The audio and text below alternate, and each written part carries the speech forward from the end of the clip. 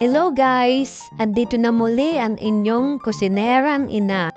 Ngayong araw ay magluluto tayo ng aming ulam ngayong tanghalian. At wala nga kaming maisip na ibang ulam at ako ay naghalungkad sa aming rep at ito ang aking mga natagpuan, kalahating giniling at kaunting Baguio beans. Ngayon ay aking gigisahin ito. At simulan na natin ang pagluluto. Buksan natin ang ating super kalan at isa lang na ang ating kawali, ang mahiwagang kawali. At painitin muna natin to guys. Painitin muna natin kasing init ng ulo ko ngayong araw. Charot!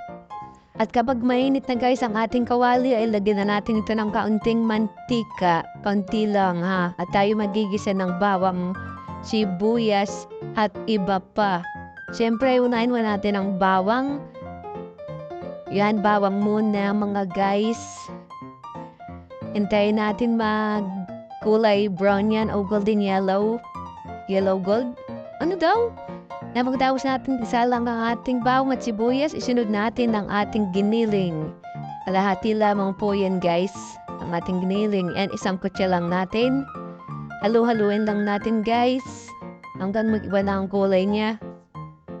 Yan, mekos-mekos lang natin guys. Para maabsorb niya lahat ng init ng ating pagmamahal. Para maabsorb niya ang ating init ng kawali. So and guys, halu-haluin lang natin. Ang purpose natin dito guys, kaya natin sinasangkot siya at hinahalo ang ating giniling ay para siya ay maging toasted o maging lutong-luto siya. Para masarap siya kapag kinain, hindi siya hilaw, hindi siya half cook. So pagkatapos yan guys, halu-haluin lang natin. Tapos tatakpan natin yan guys. Hindi ko lang pinapita sa video, pero tirakpan ko yan.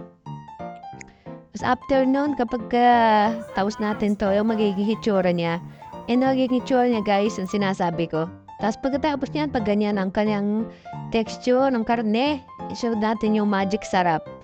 Tansyahin nyo lang guys yung magic sarap para hindi siya mapaalat, mamaya nyo nadagdagan kapag kulang. Tapos next natin itong toyo na select. Select, baka naman.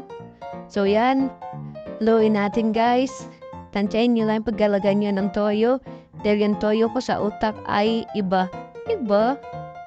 Tapos yan, tapos niyan, pagkatapos yan, luyan toyo, ilagay nyo yung ating H2O. Ilagay natin yung ating tubig. Yung tubig guys, tansyahin nyo lang din. Bahala na kayo kung paano kadami. Pero sa amin ay okay na to. Tapos after nyan, ilagay na natin yung ating Baguio beans. Sa mga part na to guys, malapit na maluto ang ating ginisang giniling na may Baguio beans. Hindi ko alam kung anong tawag dito. Basta malapit na maluto guys. Kaya nalulo nyo lang guys. Tapos tikman-tikman nyo lang. Tapos pag all goods na yung lasa guys, pwede na tayong kumain. Kaya okay na to, all goods na to, luto na to. Kain na tayo.